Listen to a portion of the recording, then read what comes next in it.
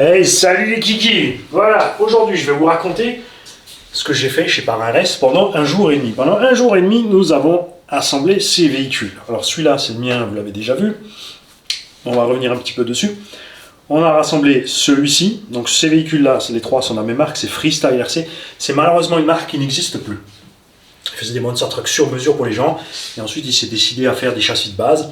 Donc tu pouvais acheter son châssis, il y avait 5 châssis au choix. Et ton système de suspension, ton système de pont. Parce qu'il a fait des ponts full alu, des ponts alu carbone, différentes choses.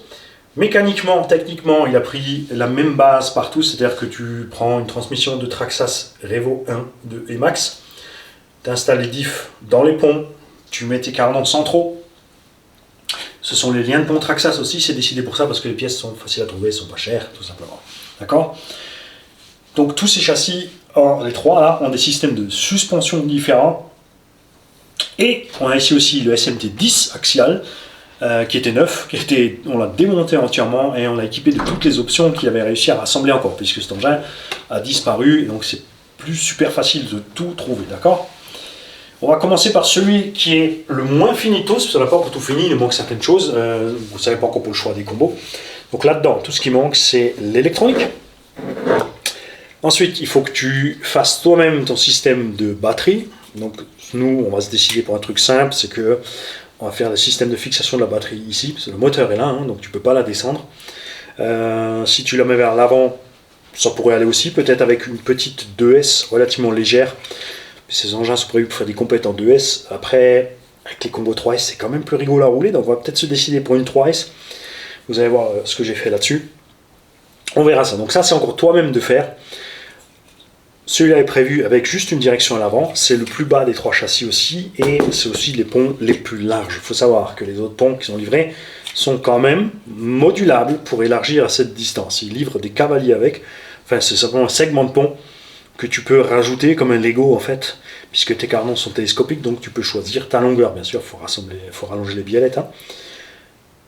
Tu pouvais bien sûr acheter deux ponts identiques pour faire le 4 roues directrices, mais comme celui-là est léger et bas, et que ces engins ont un angle de braquage qui est quand même bien balèze, regarde-moi ça, il n'y a pas besoin d'avoir le pont à l'arrière. Hein.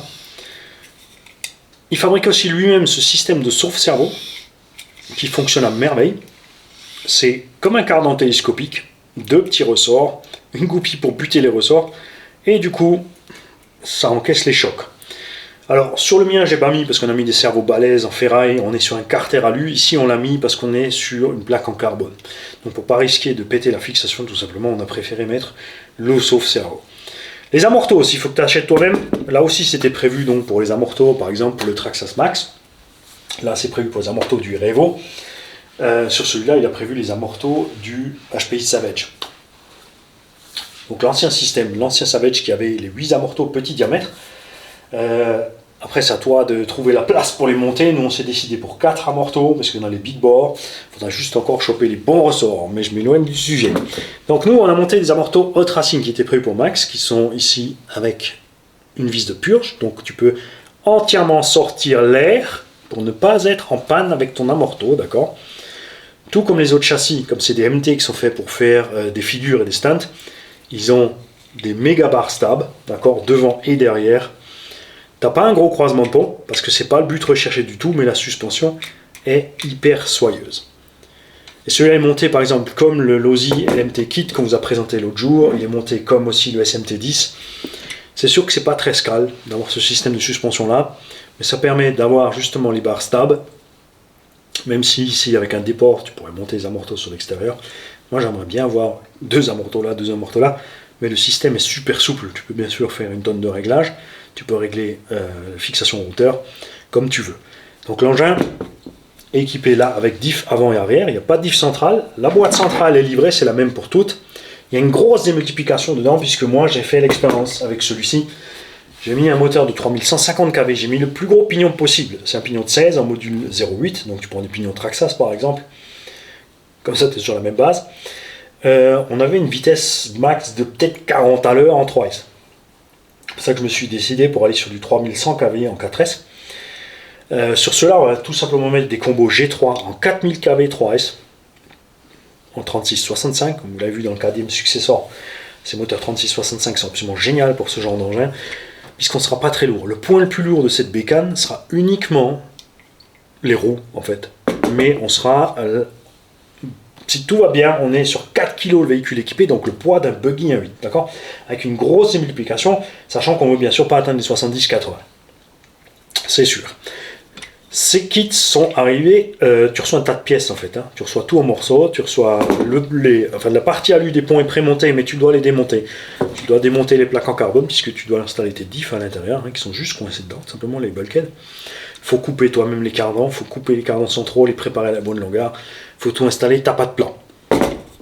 Mais voilà, on a quand même réussi à faire donc les deux complètement, et équiper encore le SMT10 dans la même journée. On va mettre celui-là de côté et on va revenir à ce bestiau-là. Alors lui, il est conséquemment plus lourd, il a les ponts complets alu, comme sur le mien, et celui-là a la cage complète, d'accord, puisqu'il a fait justement différents modèles selon ce que tu veux faire. Ces engins aussi ont un équilibre chaque fois différent, puisqu'ici on a le moteur à l'arrière et c'est prévu normalement pour mettre la batterie là à l'arrière, donc ici on aura tout le poids derrière. Ici, on a le moteur à l'arrière et la batterie devant, mais en haut, ce qui va faciliter les front flips. D'accord? Celui-là, il va partir plus facilement en backflip ou en wheelie. Celui-là, ça va être plus simple de faire des front flips avec. On a aussi le système de bar stab. D'accord? Monté, par contre, sur le bas du pont. C'est un peu différent. Là-bas, on est sur le haut du pont. On a des amortos, donc méga longs. D'accord? Là, pour l'instant, les ressorts, donc, comme dit, sont trop durs. Le but étant, comme les vrais MT, de ne pas être trop haut du sol. Ça n'a pas besoin de garde-sol, on ne va pas faire du tout-terrain avec. C'est fait pour faire une arène et faire du freestyle. Donc le but, avec Sergio, qu'on a, c'est de prendre tous ces engins, peut-être encore un ou deux autres, les USA One avec, et de se faire une journée sur un petit skatepark sympa qu'on vous a montré l'autre jour sous le pont, en Suisse.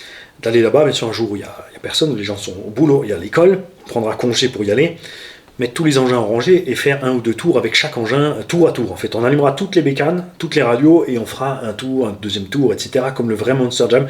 Et juste se faire plaisir à faire des petits stunts, des backflips, front flips, d'essayer de rouler sur les côtés. Rien de violent, puisque ces bécanes ne sont pas du tout faites pour ça. Ça, c'est d'origine avec, c'était donc un moteur type V8 imprimé en 3D pour que ça fasse un peu plus réaliste. Donc celui-là, c'est plus complet aussi, puisqu'il est prévu de sa part avec le boîtier récepteur, tu as de quoi fixer la lipo, le Vario tu peux le coller là-dessous puisque le moteur est derrière, il ne sera pas dans le chemin ici si tu mets ton Vario 4S ici. Reste le choix de la carreau. Bien sûr que la cage surélevée ici c'est le plus haut, donc c'est l'engin qui va basculer le plus de tous. Du coup on lui a mis les 4 roues directrices aussi comme sur l'autre pour éviter de basculer, parce que bien sûr quand on arrière va tourner, l'engin au lieu de baigner, il va pouvoir laisser passer la puissance, mais ça va quand même être plus funky à rouler vu le centre de gravité avec la batterie en haut. Hop. Et on va causer rapidement de celui-là, donc qui est le troisième châssis. Comme vous connaissez déjà avec les cantilever, pour l'instant on a mis une carreau pour faire beau de chez Breezer RC qui malheureusement n'a plus le temps de peindre, c'est dommage. Mais il nous a donné un autre peintre professionnel, une boîte dont je vais vous parler prochainement. On est en contact, là on discute un petit peu. On est dans les pourparlers et on va voir avec lui ce qu'il peut nous faire aussi. Il fait du super boulot, il m'a envoyé des photos, c'est génial. Le truc pour rouler ces engins, c'est qu'il va te falloir une carreau dans laquelle ça te fait pas mal du tout de découper les ailes à fond comme les vrais MT. Vous avez vu les MT modernes, je parle pas des old school comme le Bigfoot de 1990 qui était un vrai pick-up juste rehaussé avec des grosses roues, donc moteur devant, la boîte au milieu, le gros châssis du pick-up. Tout ça, les MT modernes sont des châssis à treillis, avec le moteur et la boîte montée en bas dedans, et en haut c'est que de la déco. On a des carreaux qui ont des passages de roues super découpés parce que sinon on va frotter les roues. Donc ici j'ai pris une carreau de Obao Hyper MT toute simple. On va faire une couleur de base. Ce qui me ferait pas mal délirer, c'est de la peindre en rouge, en fait, cette carreau, et de mettre le logo du MT, de Kevin Talbot. Dann denkt rot lackieren und wird Kevin Talbot Game Over. Das war nur lustig, gell? Donc celui-là aussi a les mêmes ponts alu que l'engin cage complète, mais je rappelle pour ceux qui n'ont pas vu, alors on a fait la vidéo détaillée chez nous à la maison, si vous voulez aller voir. Ici on a les cantilever, comme les deux autres châssis. Le truc principal à faire pour tous, sur ce type d'engin. Il y a d'autres marques, hein, entre-temps, il y a d'autres petits constructeurs qui ont vu le jour pour faire des châssis sur mesure comme ça. Il y a beaucoup aussi acheté, par exemple, chez J-Concept, ils font beaucoup de choses pour les MT110 ou pour transformer d'autres MT110. Cloudbuster est toujours très vendu à cause de ça. Les mecs récupèrent les ponts, puisqu'on a les moteurs en bas sur les ponts, et font une base de châssis de compétition avec les ponts du Cloud. Donc celui-là, il a les cantilever, donc là, tu oublies de mettre tes batteries devant ou derrière, surtout que le châssis est super court, puisqu'on a ici le système de bar stab, d'accord. J'ai donc choisi de monter deux petites batteries 2S 2500 à 3000 mAh tout simplement de drone en bas. Le vario, j'ai mis là, j'aurais pu le mettre vers l'avant, mais je voulais que ça reste discret quand on regarde sur la machine. J'ai fait un petit tour rapide dans la rue. On a deux servos de 35 kg, pas de sauve-servo. On a 4 roues directrices avec un mixage à 30% de l'arrière. On peut bloquer l'arrière complètement. Donc électriquement, le servo reste alimenté, ce qui fait que le train arrière ne bouge pas. On a mis des supports de Riley Raptor. Il faut être un peu inventif dans ce domaine-là. Tu peux faire des trucs toi-même. Il y a le choix. Alors peut-être aussi pour faire simple, pour aller sur le skatepark, on va s'organiser de chez Elsa's Body quelques carreaux renforcés. Juste pour rouler, hein, pour pas abîmer les belles carreaux qu'on a faites. Puisque tout comme les vrais, ces engins n'ont aucune protection de la carreau. D'accord. Même si tu mets une cage, hein, ça va pas te sauver l'arrière ou l'avant, mais c'est pas du tout le but.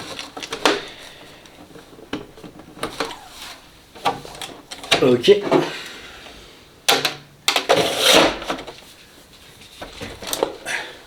Et venons-en au petit SMT10.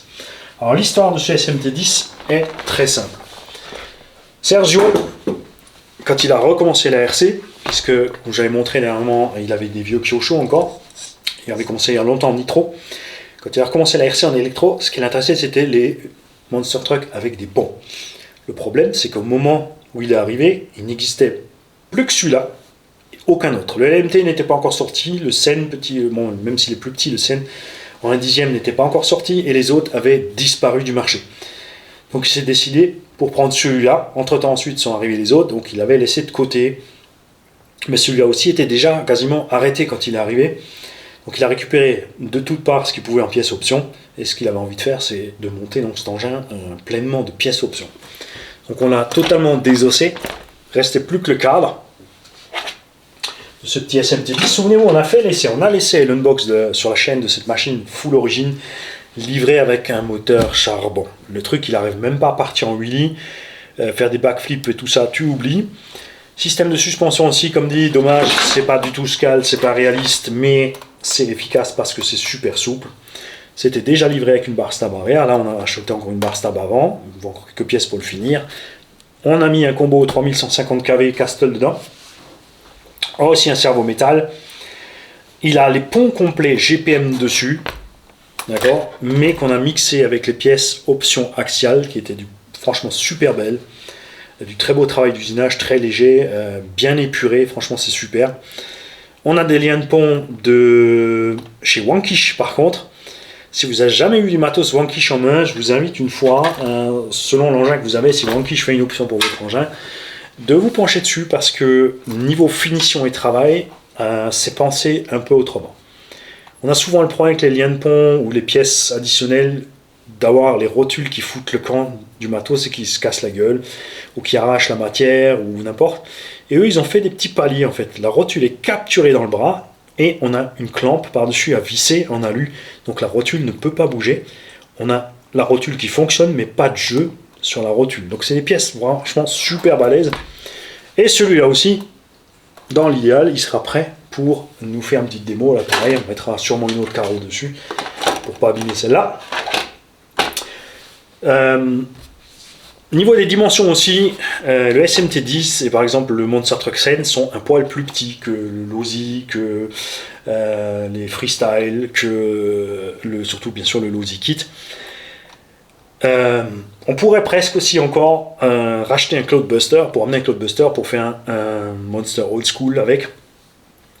Comme ça on aura aussi les ennemis ancestraux Kyosho et Tamiya à bord avec donc le Axial, les Losi et les autres. Si vous avez des idées de MT indice à pont que vous avez vu sur le marché, qui n'existe plus ou que vous avez retrouvé quelque part, n'hésitez pas dans les commentaires de vidéo à nous donner les liens à ce sujet. Ça serait vraiment super les gars.